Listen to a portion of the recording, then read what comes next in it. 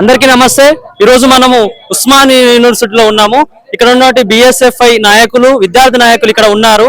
మరి నీటుకు సంబంధించినటువంటి గత కొన్ని రోజులుగా నీటు సంబంధించినటువంటి నిరసనలు పెద్ద ఎత్తున రాష్ట్రంలో కావచ్చు, దేశంలో కావచ్చు జరుగుతూ ఉన్నాయి. మరి విద్యార్థులు మరి బిఎస్ఎఫ్ఐ నాయకులు దానిపై ఏం స్పందిస్తూ ఉంటారు అనే విషయాన్ని మనం ఒకసారి తెలుసుకునే ప్రయత్నం చేద్దాం.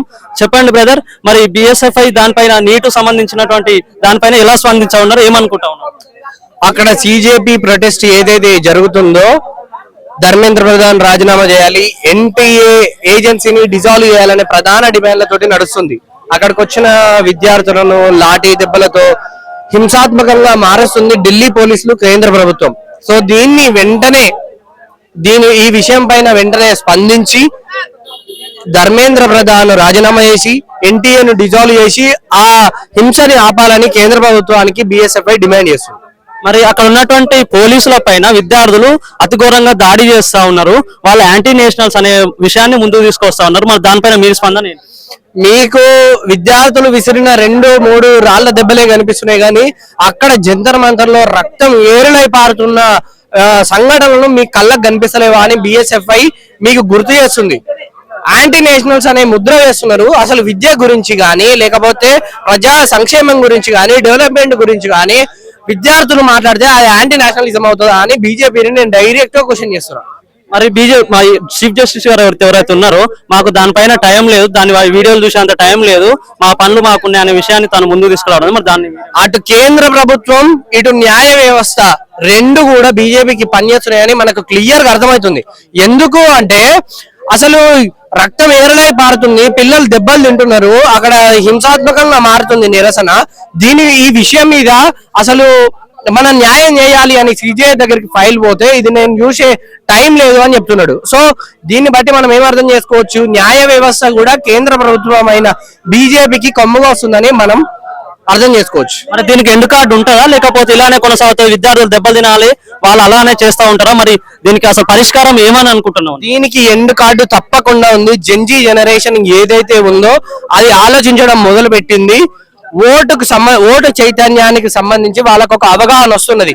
ఇట్లాంటి దొంగ ప్రభుత్వాలని కేంద్రంలో మనం ఎక్కించడం కాబట్టి దాన్ని దించడమే పనిగా ఆల్ఫా జనరేషన్, జెన్జీ జనరేషన్ ఆలోచిస్తుంది. నెక్స్ట్ ఎలక్షన్ లో బీజేపీ ప్రభుత్వానికి బుద్ధి చెప్పే రోజులు దగ్గరలో పడ్డాయి. ప్రభుత్వానికి వ్యతిరేకంగా మాట్లాడిన వాళ్ళు దేశద్రోహులు అంటా ఉన్నారు. మరి దానిపైన మీరేమంటా ఉన్నారు? మేము ప్రభుత్వానికి మాత్రమే అగెనిస్ట్ గా మాట్లాడుతున్నాం, దేశం గురించి అగెనిస్ట్ గా. ఈ దేశం మాదిరాబాయి 90% బీసీ, ఎస్సీ, ఎస్టీ వాళ్ళ బతుకుతున్న దేశం ఇది.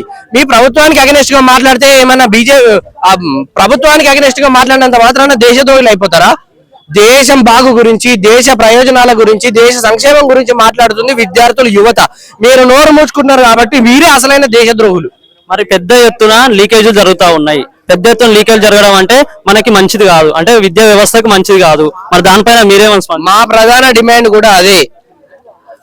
క్వాలిటీగా జరగాలి అంటే సమర్థులైన నాయకులు కేంద్రంలో నాయకులు కావాలి, ప్రభుత్వంలో భాగం కావాలి. ఈ అసమర్థులు నరేంద్ర మోడీ, ధర్మేంద్ర ప్రధాన్ ఇమీడియట్ గా రిజైన్ చేసి ఇంటికి పోతే దేశం ఒక కొలిక్కి వస్తుంది, దేశం నడిపే నాయకులు ముందుకు వస్తారు. అదే యువత, విద్యార్థులు అని నేను మీ మీడియా ముఖంగా తెలియజేస్తాను. ధర్మేంద్ర ప్రధాన్ కావచ్చు, నరేంద్ర మోడీ గారు కావచ్చు, రాజీనామా చేస్తే పరిష్కారం అవుతుందా?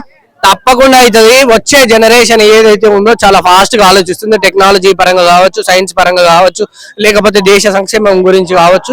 ఒక చైతన్యవంతమైన సమాజం ఉన్నది కాబట్టి వీళ్ళు చదువురాని సన్నాసులు గద్దె దిగితే తప్పకుండా దేశ ప్రయోజనాలు, దేశ డెవలప్మెంట్ ఈజీగా జరుగుతుంది. చివరికి మీరు బిఎస్ఎఫ్ఐ నుంచి వెళ్ళి మీరు ఏం కోరుతా ఉన్నారు, ఏం డిమాండ్ చేస్తా ఉన్నారు, మీ ఆరోపణ ఏంటి? అసలు కులం పేరుతో, మతం పేరుతో రాజకీయాలు చేస్తున్న బీజేపీని గద్దె దింపి చదువురాని ధర్మేంద్ర ప్రధాన్, నరేంద్ర మోడీని ఇమీడియట్ గా రాజీనామా చేయాలని బిఎస్ఎఫ్ఐ డిమాండ్ చేస్తుంది.